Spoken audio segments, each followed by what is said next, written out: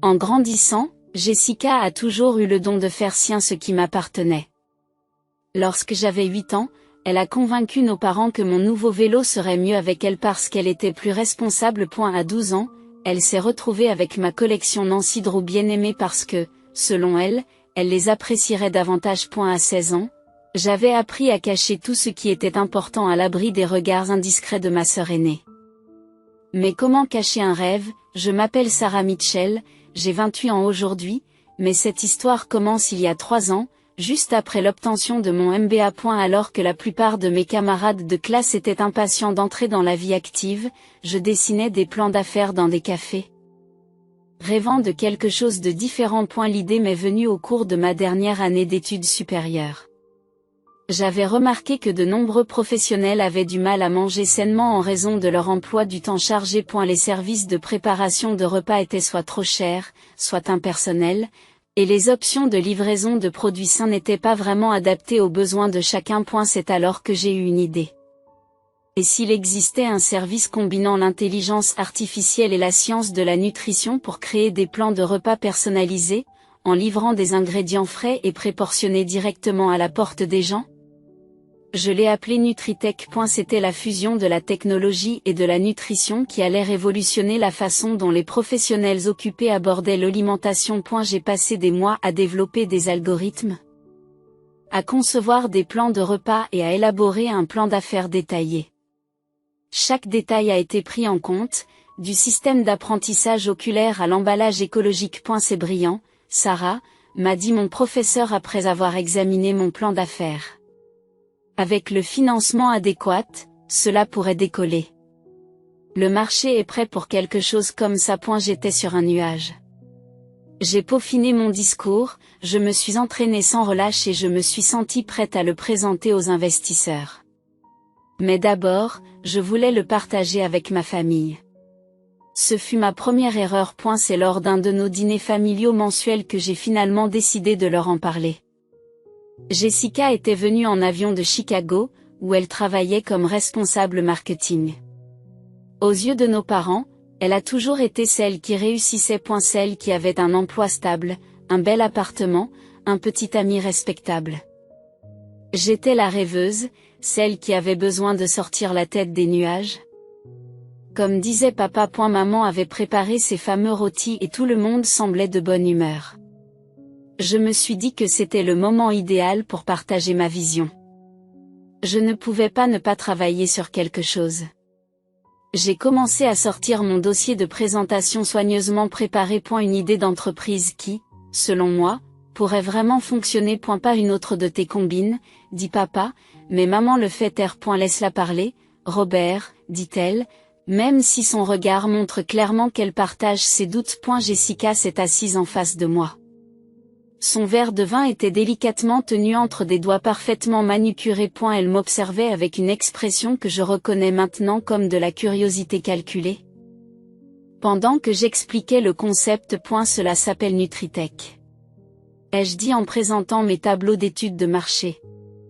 Il s'agit d'un service de planification et de livraison de repas personnalisés qui utilise l'intelligence artificielle pour connaître les préférences et les besoins alimentaires des utilisateurs. L'algorithme crée des plans de repas sur mesure et nous livrons des ingrédients frais et préportionnés directement à l'heure.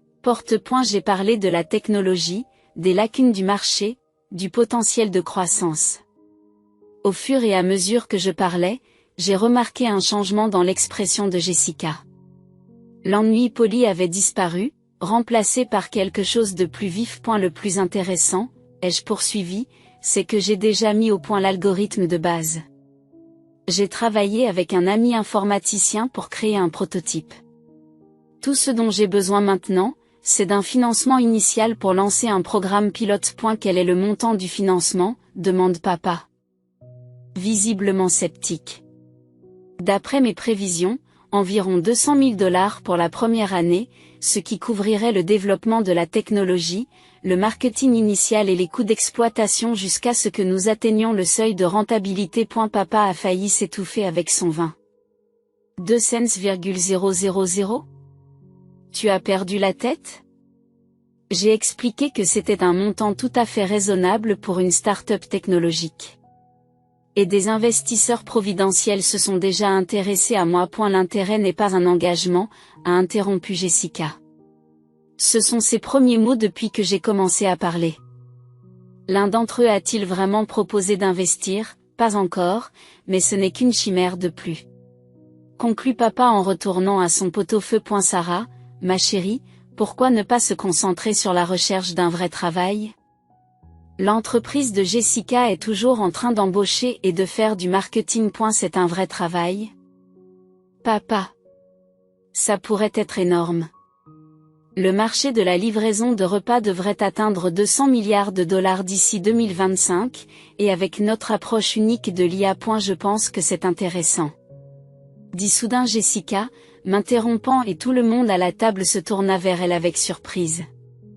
Elle n'avait jamais soutenu aucune de mes idées auparavant. L'aspect IA est intelligent, très innovant. J'aurais dû voir les signaux d'alarme à ce moment-là, mais j'étais tellement avide d'approbation que je n'ai pas vu la lueur prédatrice dans ses yeux. C'est vrai? Demandai-je, l'espoir gonflant ma poitrine. Tu crois? Absolument, sourit-elle en prenant mon plan d'affaires. Ça te dérange si je jette un coup d'œil aux détails? Je peux peut-être vous donner des conseils en matière de marketing. Comme un imbécile, je lui ai tout tendu. L'étude de marché, les projections financières, les spécifications techniques. Même le prototype de l'algorithme. Elle a passé le reste du dîner à examiner mes documents, posant des questions dont je me rends compte aujourd'hui qu'elle visait à recueillir des informations plutôt qu'à offrir un soutien. Les semaines suivantes ont été étonnamment agréables. Jessica m'a appelé régulièrement, m'a fait des suggestions utiles et a semblé sincèrement intéressée par ma réussite. Elle m'a même présenté à certains de ses contacts professionnels, bien qu'aucun n'ait jamais donné suite à mes propositions. Puis vint le jour qui changea tout. J'étais dans mon café préféré, en train de réviser mon plan d'affaires, lorsque mon téléphone s'est mis à bourdonner de notifications. Des amis m'avaient tagué et avaient publié un communiqué de presse. J'ai eu le cœur brisé en lisant le titre.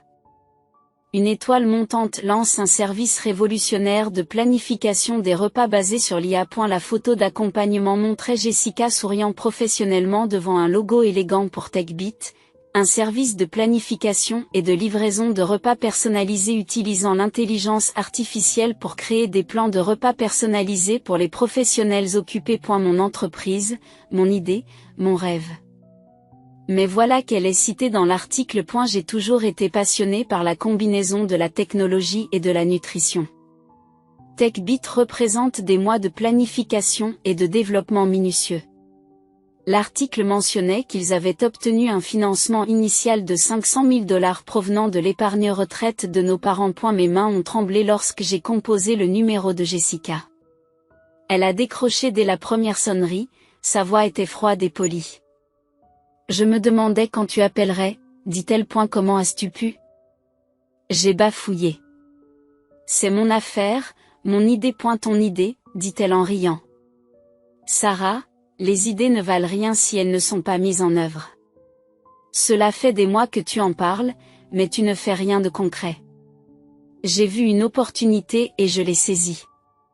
C'est ça les affaires. Tu as volé mon plan d'affaires, l'algorithme, la stratégie, tout. J'ai adapté un concept, a-t-elle corrigé en douceur. Et soyons honnêtes, qui est le plus qualifié pour diriger cette entreprise? Moi, avec mes années d'expérience en entreprise, ou toi, avec tes rêves coupés au café. J'ai raccroché et j'ai appelé nos parents, pensant qu'ils verraient à quel point c'était faux. J'avais tort. Jessica est venue nous voir avec un plan solide, a dit papa. Elle a l'expérience, les relations. Il était logique d'investir dans quelqu'un qui sait ce qu'il fait. Mais c'est mon idée, ai-je presque crié. Elle a tout volé, le concept, la technologie, la stratégie marketing. Oh, chérie. La voix de maman était compatissante mais dédaigneuse. Tu es juste contrariée parce que Jessica est en train de réaliser ton rêve.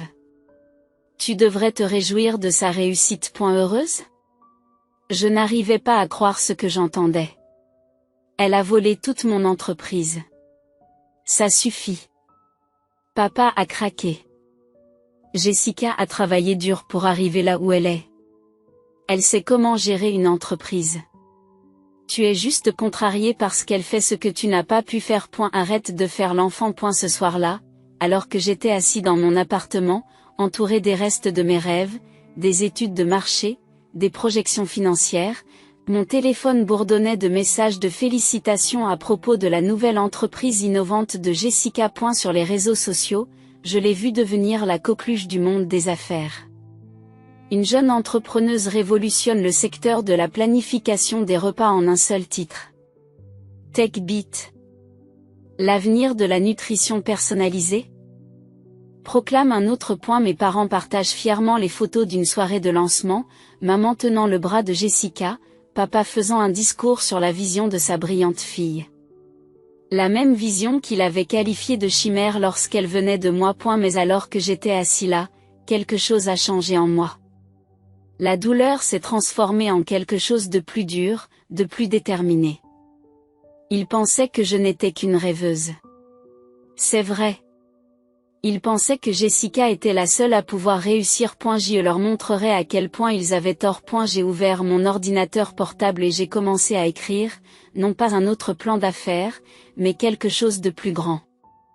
Quelque chose qui ferait passer Nutritech pour un simple essai. Cette nuit-là a marqué le début de ma véritable histoire. Tandis que Jessica s'enorgueillissait d'un succès volé, je plantais les graines de quelque chose qui allait tout changer. Et 3 ans plus tard, lorsque leur château de cartes s'est effondré, ils ont appris exactement qu'ils avaient sous-estimé. Mais c'est une histoire pour plus tard. Laissez-moi d'abord vous raconter ce qui s'est passé ensuite. Car regarder Jessica détruire mon entreprise tout en ruinant l'avenir de nos parents n'était que le début. On dit que le succès est la meilleure des vengeances. Mais voir Jessica se débattre avec mon entreprise volée m'a procuré une satisfaction que je n'avais pas anticipée. Mais ce n'était pas quelque chose que je pouvais apprécier tout de suite. Les premiers mois ont été une véritable agonie. Le visage de Jessica était partout. Les magazines professionnels locaux saluaient son approche novatrice de la planification des repas et elle donnait des interviews sur son statut d'entrepreneuse indépendante. Elle a pris la parole lors de conférences de femmes d'affaires, prêchant la poursuite de ses rêves.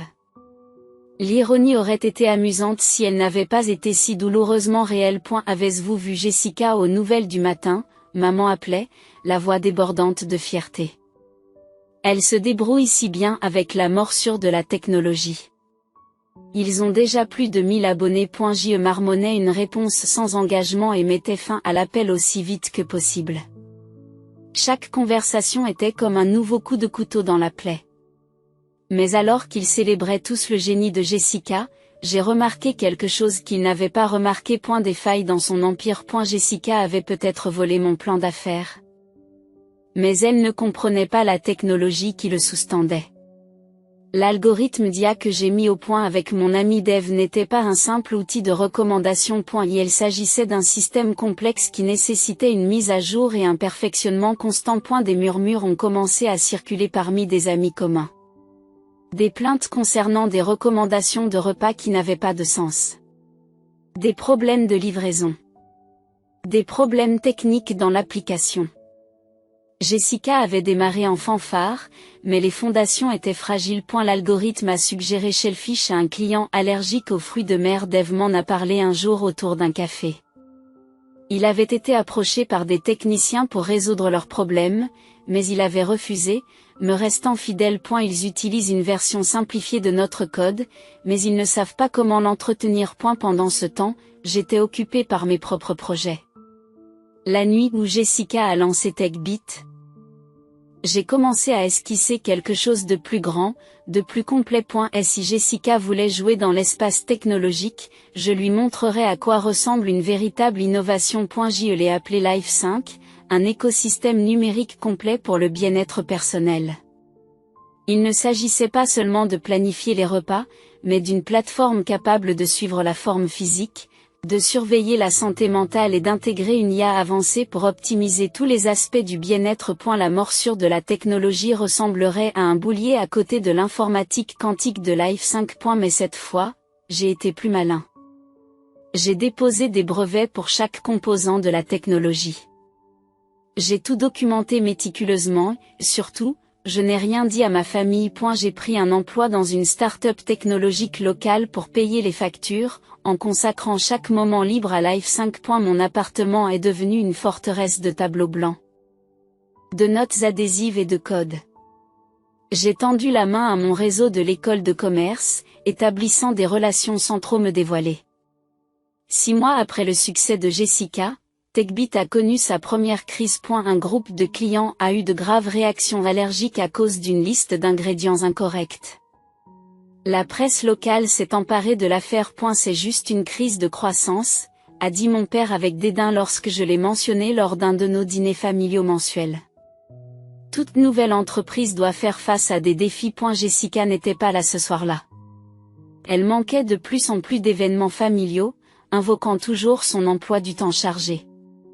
Lorsqu'elle était présente, le sourire confiant de ses photos de presse avait été remplacé par une expression crispée et tendue. Les problèmes techniques sont mineurs. Elles s'emportent lorsque quelqu'un ose les évoquer. Nous nous développons rapidement. Ce sont des choses qui arrivent. Mais je savais que c'était mieux. J'avais construit ce système. Je savais exactement ce qui se passerait en l'absence d'une maintenance adéquate. C'était comme regarder quelqu'un écraser ma voiture au ralenti. 9 mois plus tard, la plainte a fait boule de neige. Le Better Business Bureau a été inondé de rapports concernant des commandes incorrectes, des erreurs de facturation et un service clientèle médiocre. La note parfaite de 5 étoiles de Jessica est tombée à 2 étoiles. Tu pourrais peut-être aider ta sœur. C'est ce que maman a suggéré lors d'un de ses appels. Tu sais, avec les trucs techniques, la famille devrait se serrer les coudes. J'ai serré les dents. Je ne pense pas que Jessica veuille de mon aide. Maman. Et puis, j'ai mes propres projets. Toujours avec ses rêves chimériques, elle a soupiré. Chérie, pourquoi ne peux-tu pas ressembler davantage à ta sœur? Elle a fait quelque chose de sa vie. Cette conversation a brisé quelque chose en moi. J'ai cessé de participer aux dîners de famille. J'ai cessé de répondre à leurs appels. Et j'ai mis tout ce que j'avais dans Life 5. 1 an après le lancement de TechBit, le premier grand investisseur s'est retiré. D'autres ont rapidement suivi. La presse est passée des louanges aux critiques acerbes. TechBit, un exemple édifiant de gestion de start-up technologique, a lu un article particulièrement cinglant. Je n'étais pas là quand c'est arrivé, mais j'ai entendu parler de la réunion de famille par Dave. Jessica avait convoqué nos parents au bureau de TechBit pour discuter de la situation financière. L'entreprise perdait de l'argent. Les problèmes techniques, le mauvais service à la clientèle et les coûts excessifs étaient en train de faire couler le navire. Les locaux coûteux et les campagnes de marketing à outrance avaient épuisé leurs ressources. Nous avons juste besoin de plus d'investissement. Jessica a apparemment insisté. 300 000 $ de plus nous permettraient de sortir de cette mauvaise passe. Papa a explosé. Ils avaient déjà investi toutes leurs économies de retraite dans TechBit. La maison était hypothéquée pour couvrir les frais de fonctionnement. Il ne restait plus rien à investir. C'est alors que la vérité sur la soi-disant bonne gestion de Jessica a éclaté au grand jour. Elle avait caché les difficultés de la société, alimentant les rapports truqués de nos parents alors que l'entreprise s'effondrait en coulisses. Mon téléphone a commencé à sonner. D'abord maman, puis papa, puis Jessica elle-même. Je les ai tous laissés tomber sur la boîte vocale. Sarah, chérie. Rappelle-nous s'il te plaît. Il faut qu'on parle de certaines choses. La voix de maman était tendue. Je sais que nous avons eu des différends, mais c'est sérieux. Le message du père était bourru, anxieux. Sarah, je sais que j'ai fait une bêtise, mais j'ai besoin de ton aide. S'il te plaît, la voix de Jessica tremblait. On aurait dit qu'elle pleurait. J'ai écouté chaque message avec un étrange sentiment de détachement. Il y a 1 an, je me serais précipitée pour l'aider. Aujourd'hui, maintenant, j'avais d'autres choses sur lesquelles me concentrer. Life 5 était presque prêt à être lancé. J'avais obtenu des rendez-vous avec de vrais investisseurs, des sociétés de capital risque qui s'intéressaient à la technologie, et pas seulement à l'histoire. Mes brevets étaient approuvés. Tout était prêt. C'est alors qu'est arrivée la nouvelle qui allait ébranler notre famille au plus profond d'elle-même. TechBit se déclarait en faillite. Mais la véritable bombe était encore à venir. Et la vérité sur les pratiques commerciales de Jessica était sur le point d'être révélée, et elle était bien plus affreuse que quiconque aurait pu l'imaginer. Le dépôt de bilan de TechBit a fait la une des journaux locaux un mardi matin, et j'ai eu l'impression que le monde rattrapait enfin la vérité. J'étais dans mon appartement, me préparant à une réunion d'investisseurs cruciale pour Life 5, lorsque mon téléphone s'est mis à bourdonner sans relâche. Les notifications affluent, toutes plus accablantes les unes que les autres. TechBit se place sous la protection du chapitre 7 de la loi sur les faillites. Des clients laissés dans l'incertitude. Les startups technologiques locales tombent en disgrâce de façon spectaculaire. La fermeture de TechBit laisse des traces de dettes et des clients en colère. Mais c'est l'article paru dans le journal économique, l'enquête détaillée, qui a été le véritable coup de poing dans le ventre. Jessica venait de mettre TechBit à terre. Elle a commis une fraude.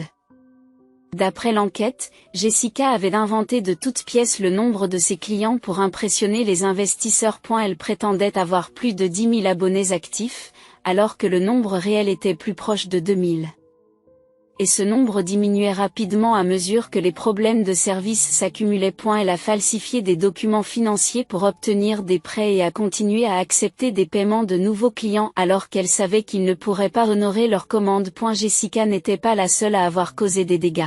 Elle avait embobiné plusieurs amis de nos parents, leur promettant des retours sur investissement garantis qui n'ont jamais vu le jour. En outre, elle avait contracté des prêts à taux d'intérêt élevés sur les actifs de l'entreprise qui s'amenuisaient, accumulant ainsi plus de 2 millions de dollars de dettes. Le scandale a ébranlé les milieux d'affaires locaux.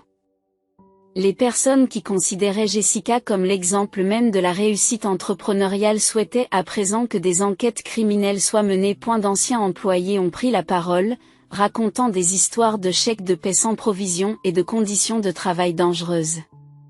J'avais l'impression que tout ce qu'elle avait construit s'écroulait, et il était difficile de ne pas ressentir une étrange satisfaction, même si je me concentrais sur la vie. Puis on a frappé à ma porte. Au début, il ne s'agissait que des coups habituels, mais j'ai reconnu la voix frénétique de ma mère. Sarah, ouvre. Nous savons que tu es là. J'ai ouvert la porte à contre-serrure. Maman et papa se tenaient là, ébouriffés, visiblement épuisés.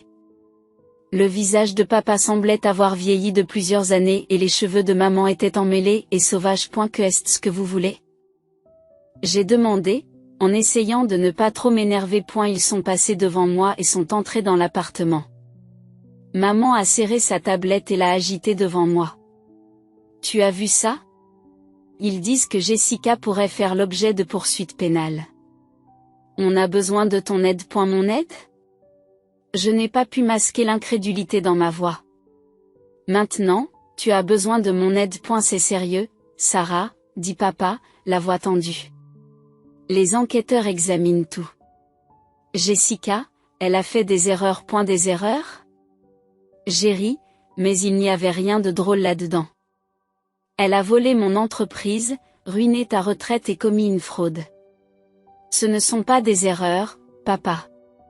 Ce sont des crimes. C'est ta sœur, s'est écriée maman, la voix fêlée. Elle risque la prison. Nous pourrions tout perdre. Notre maison, nos économies, tout. Qu'est-ce que tu veux que je fasse exactement? Ils échangent un regard. Et papa hésite. Nous avons pensé que tu pourrais peut-être parler aux enquêteurs. Explique que tu as participé à la planification de l'entreprise. Prends tes responsabilités. Sortez, ai-je dit, la voix glacée. Sarah, s'il te plaît. Va-en, ai-je hurlé, la rage bouillonnante. Tu veux que je prenne sa place? Après tout ce qu'elle a fait. Après que tu l'aies soutenue et que tu aies volé mon entreprise. Nous ne savions pas, a commencé maman. Non, je l'ai interrompu. Vous ne vouliez pas savoir. Vous ne vouliez pas le voir parce que c'était Jessica, votre fille parfaite. Eh bien, devinez quoi? Elle a fait beaucoup de mal. Et maintenant, vous allez tous devoir en assumer les conséquences. Ils sont partis, mais ça ne s'est pas arrêté là. Jessica est arrivée ensuite, sans ressembler à l'entrepreneuse confiante qu'elle était autrefois. Ses vêtements de marque étaient froissés, son maquillage taché. Je peux tout expliquer, dit-elle en me poussant dans l'appartement comme l'avaient fait nos parents. Tu peux? Je croise les bras, ma voix est calme mais tranchante. Tu peux m'expliquer pourquoi tu as volé mon entreprise? Pourquoi tu as menti? Pourquoi tu as commis une fraude? Je ne voulais pas que tout cela arrive. Elle s'est effondrée sur le canapé, le visage enfoui dans ses mains. Tout m'a échappé. Les investisseurs voulaient des chiffres plus importants. Les clients voulaient un meilleur service. Tout le monde en demandait toujours plus. Tu n'as pas pu le faire parce que tu n'as jamais compris comment l'entreprise fonctionnait réellement, ai-je dit, terminant la réflexion pour elle. Vous avez volé une idée sans en comprendre les fondements. Elle a relevé son visage baigné de larmes. J'ai besoin de ton aide, Sarah. Les enquêteurs envisagent de porter plainte pour fraude électronique. Si vous pouviez leur dire que vous étiez impliqué, que vous approuviez les choses. Arrêtez-vous là, dis-je en levant la main. Je ne vais pas me parjurer pour te sauver. Mais je suis ta sœur. Sa voix s'est brisée. Tu le es? J'ai demandé calmement parce que lorsque tu as volé mon entreprise, pris les économies de retraite de nos parents et que tu as menti et triché tout au long de l'année dernière, tu as pensé à être ma sœur. Pensais-tu à être ma sœur à ce moment-là? Elle est partie en sanglotant, mais je n'ai rien ressenti. Le temps de la compassion était révolu depuis longtemps. Dans les semaines qui ont suivi, la chute de Jessica a été rendue publique.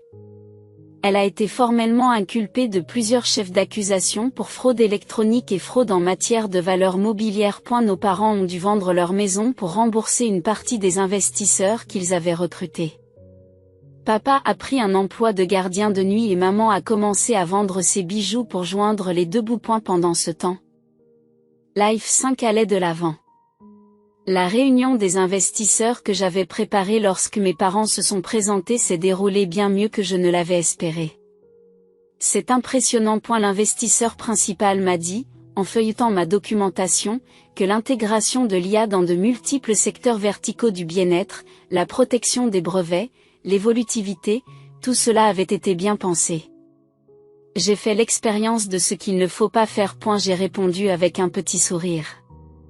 Ils ont offert 5 millions de dollars en financement de série et le contrat a été signé la même semaine que Jessica a accepté un accord de plaidoyer. Le lancement de Life 5 n'aurait pas pu être plus différent de celui de TechByte. Pas de communiqué de presse tapé à l'œil, pas d'apparition dans les émissions du matin. Nous avons commencé modestement, en nous concentrant sur la mise au point de la technologie et en veillant à la satisfaction des clients avant de passer à l'échelle supérieure. 6 mois plus tard, nous avions une base d'utilisateurs stable et des commentaires élogieux. 9 mois plus tard, nous étions présentés dans Tech Monthly comme la plateforme de bien-être à suivre. 1 an plus tard, nous étions rentables et en pleine expansion. C'est alors que les lettres ont commencé à arriver. D'abord de maman.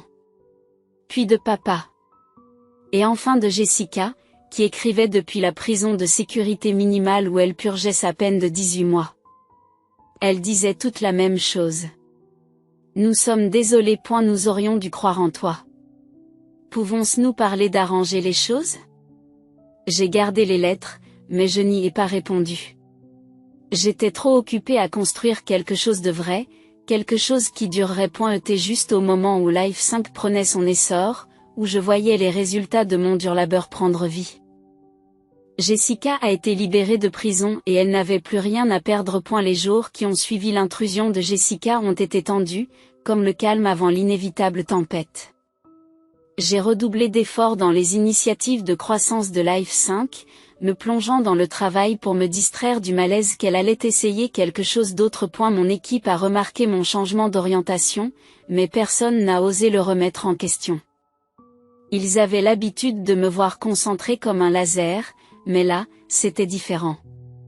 Même moi, je le sentais, un sentiment sous-jace d'effroi s'installait chaque jour qui passait, puis il est arrivé. Tout a commencé par un titre sur un blog d'information locale.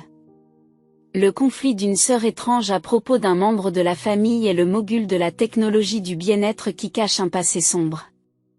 L'article reprenait le récit soigneusement élaboré par Jessica. Elle s'est dépeinte comme la brebis galeuse incomprise de la famille, qui avait fait de mauvais choix, mais qui essayait maintenant de se réconcilier. Elle m'a présenté comme quelqu'un de froid, d'implacable et de peu enclin à pardonner. Elle a même laissé entendre que le succès de Live 5 n'était peut-être pas aussi net que je l'avais laissé croire. Il s'agissait d'un travail de dénigrement magistral, suffisamment vague pour éviter la diffamation pure et simple, mais suffisamment suggestif pour susciter la controverse. À la mi-journée, l'information avait été reprise par de grands médias et mon équipe de relations publiques était en pleine effervescence. Nous devons faire une déclaration. C'est ce qu'a demandé Mélissa, ma responsable des relations publiques, lors d'une réunion d'urgence. Si nous laissons cette histoire s'installer, elle pourrait nuire à la marque. Les gens adorent les histoires de rédemption, et en ce moment, Jessica se transforme en une histoire de rédemption tout en vous faisant passer pour le méchant. J'ai serré les poings sous la table, mes ongles s'enfonçant dans mes paumes. Pas de déclaration, ai-je dit fermement. Nous ne nous engageons pas. Ça va s'arranger. Mais Sarah? Non, je l'ai interrompue. À la minute où nous répondons, nous validons ces affirmations. Laissons cela jouer à ses jeux. Notre travail parle de lui-même. Mélissa n'avait pas l'air convaincue, mais elle a acquiescé. L'équipe s'est dispersée, me laissant seule dans la salle de conférence avec mes pensées. Jessica avait dépassé les bornes, et elle le savait. Il ne s'agissait plus seulement de moi. Il s'agissait de mon entreprise, de ma réputation et des personnes qui dépendaient de moi. Je n'allais pas la laisser détruire ce que j'avais construit. Mais au fil des jours, la campagne de dénigrement s'est intensifiée. Jessica a commencé à participer à des podcasts et à des émissions de télévision locales, pleurant sur le fait qu'elle voulait seulement se racheter. Elle m'a subtilement accusé d'être le gardien des ressources familiales, suggérant que j'avais les moyens de sauver la maison de nos parents, mais que j'avais refusé par dépit. Le public a commencé à prendre parti. Ma boîte de réception s'est remplie de courriers haineux d'inconnus m'accusant d'avoir abandonné ma famille, ainsi que de messages de soutien de la part de ceux qui avaient vu clair dans les manipulations de Jessica. Puis vint la bombe. Un matin, en entrant dans mon bureau, j'ai trouvé mon équipe juridique qui m'attendait. Ils m'ont remis une lettre de cessation et d'abstention de l'avocate de Jessica. Elle prétendait que des éléments de la technologie des puits de vie étaient basés sur ses concepts originaux, et demandait soit une compensation, soit une participation dans l'entreprise. C'était absurde. Bien sûr. Chaque élément de la technologie des puits de vie avait été développé bien après que Jessica et moi nous soyons séparés. Mais le moment était stratégique, car les médias parlaient déjà de notre drame familial. Jessica savait que le procès jetterait de l'huile sur le feu. Mon conseil juridique m'a demandé si je devais contre-attaquer en justice. Non, ai-je répondu, d'une voix calme mais glaciale. Pas encore. Laissons cela creuser sa propre tombe. A eu lieu de cela, j'ai tranquillement rassemblé toutes les preuves que j'avais contre Jessica, la preuve qu'elle avait volé mon idée d'entreprise initiale, les enregistrements de ses activités frauduleuses, et même des captures d'écran de ses courriels me suppliant de mentir aux enquêteurs lors de l'effondrement de la morsure de la technologie. Je n'allais pas seulement me défendre. J'allais en finir. Mais alors que je préparais mon dossier, quelque chose d'inattendu s'est produit. Une lettre est arrivée à mon bureau. Une vraie lettre écrite à la main.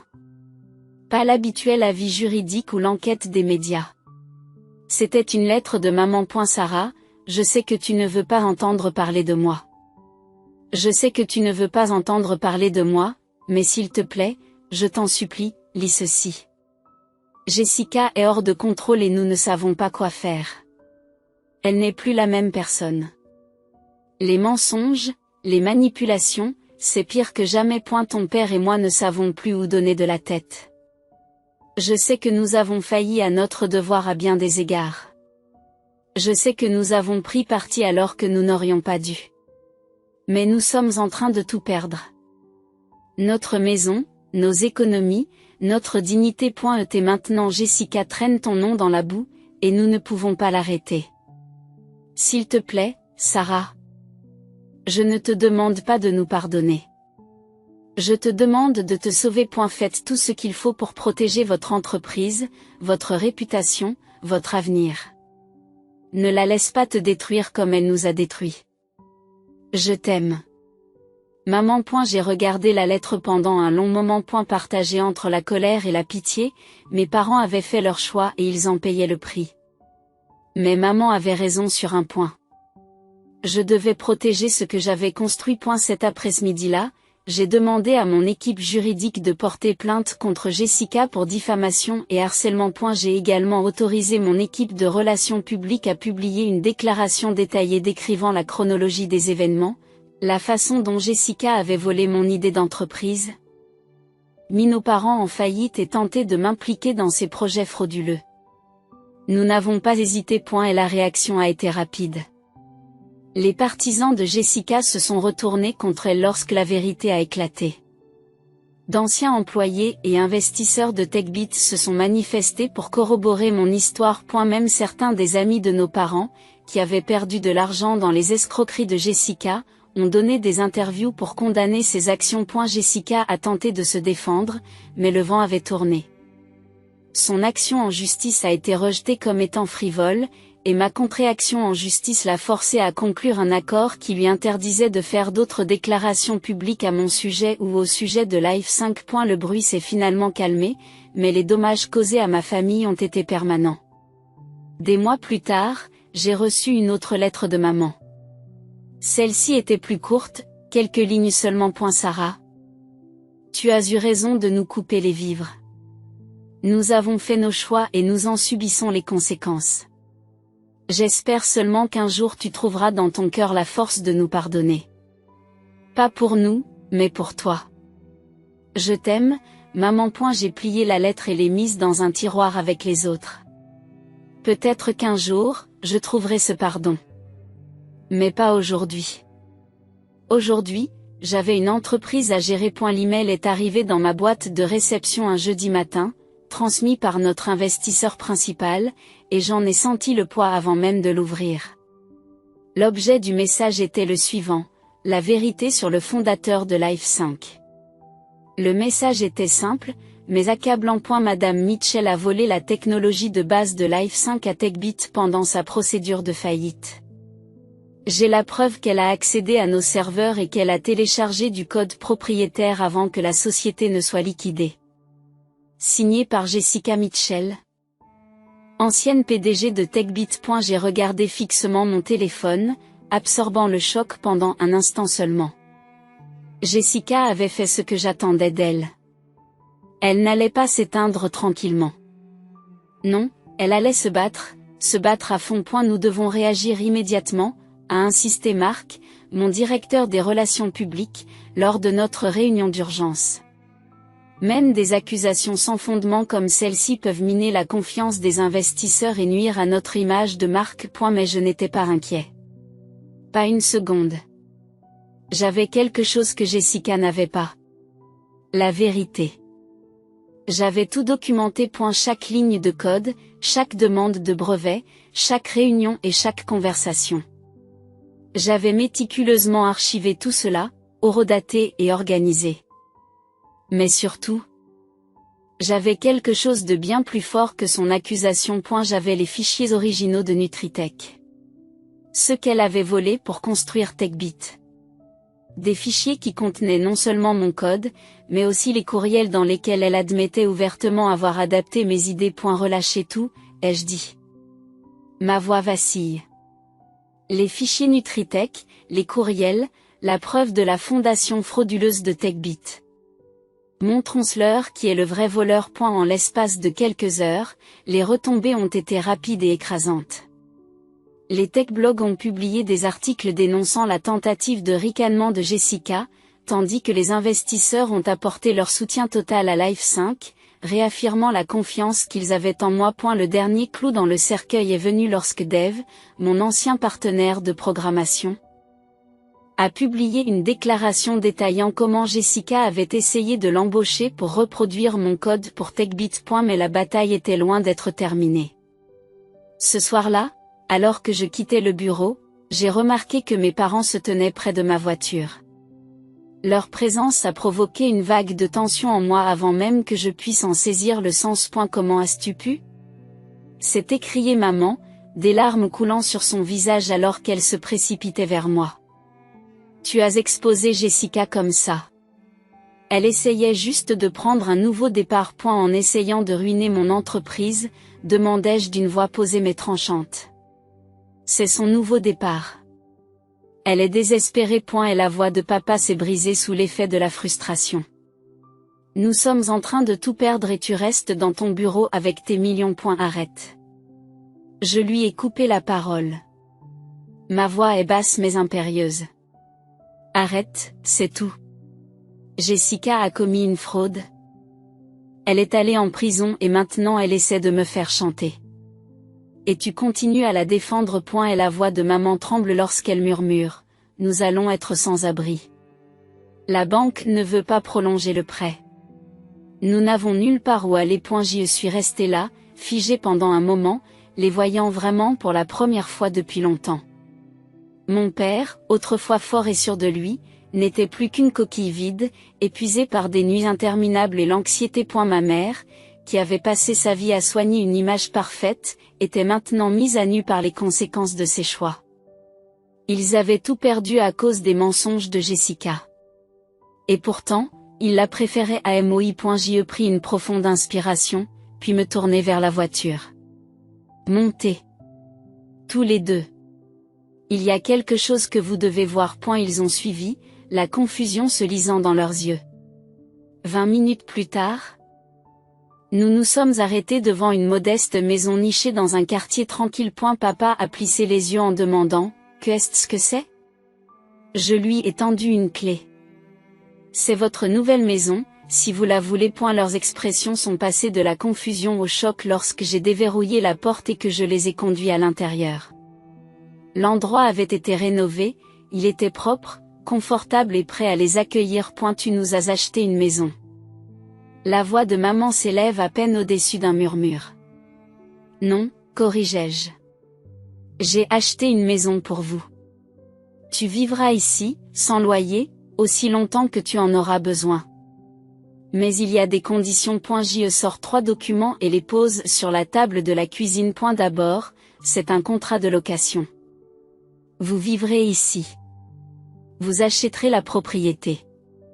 Deuxièmement, il s'agit d'un contrat stipulant que vous ne soutiendrez en aucun cas Jessica et que vous ne lui donnerez pas d'argent pour ses projets. Troisièmement, c'est une ordonnance restrictive que je dépose contre elle.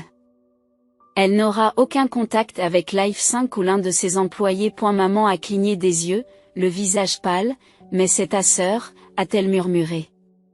Non, dis-je fermement. C'est quelqu'un qui m'a volé, qui a essayé de détruire tout ce que j'ai construit et qui recommencerait si on lui en donnait l'occasion. Ce sont mes conditions. À prendre ou à laisser. Ils ont signé sans un mot de plus. Que pouvaient-ils faire d'autre? 2 semaines plus tard, ils ont emménagé dans la maison. Jessica, comme on pouvait s'y attendre, était furieuse. Elle a tout essayé, a pleuré auprès de nos parents, a menacé d'intenter d'autres actions en justice et s'est même présentée ivre à mon appartement un soir en criant à la loyauté familiale. Mais l'ordonnance restrictive a tenu bon. Lorsqu'elle l'a violée, à plusieurs reprises, la police est intervenue. 6 mois se sont écoulés depuis cette nuit-là. Life 5 a continué à monter en flèche, se lançant dans 3 nouveaux pays avec une base d'utilisateurs approchant les 10 millions. Le secteur du bien-être s'intéresse à la révolution que nous apportons à la santé personnelle et à la technologie. Mes parents s'adaptent à leur nouvelle vie. Papa a trouvé un meilleur emploi, qui ne nécessite pas de travail de nuit. Maman a commencé à faire du bénévolat dans une bibliothèque locale. Ils ne sont pas contents de la dispute avec Jessica, mais ils respectent les limites que j'ai fixées. Quant à Jessica, aux dernières nouvelles, elle a déménagé dans un autre état, essayant une fois de plus de se réinventer. Une partie de moi espère qu'elle a vraiment changé cette fois-ci, qu'elle a appris sa leçon.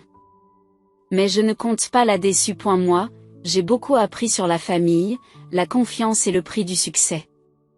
Parfois, les personnes qui devraient vous soutenir le plus sont celles qui vous démolissent. Parfois, poser des limites signifie être accusé d'égoïsme. Et parfois, la meilleure revanche n'est pas le succès. C'est la force de dire stop. L'autre jour, j'ai trouvé un vieux carnet de notes datant de l'époque de Newt-Ritesh, rempli de croquis et d'idées. Je me suis assis dessus. Pour la première fois, j'ai réalisé quelque chose. Jessica n'a pas seulement volé mon idée d'entreprise. Elle m'a volé ma confiance et ma famille. Mais ce faisant, elle m'a aussi donné quelque chose que je n'aurais jamais pu obtenir autrement. Et la volonté de construire quelque chose de plus grand, de meilleur et qui m'appartienne complètement. Life 5 n'est pas seulement une entreprise prospère. C'est la preuve que les rêves ne meurent pas lorsqu'ils sont volés. Ils deviennent plus forts, plus grands et plus résistants, tout comme les rêveurs eux-mêmes.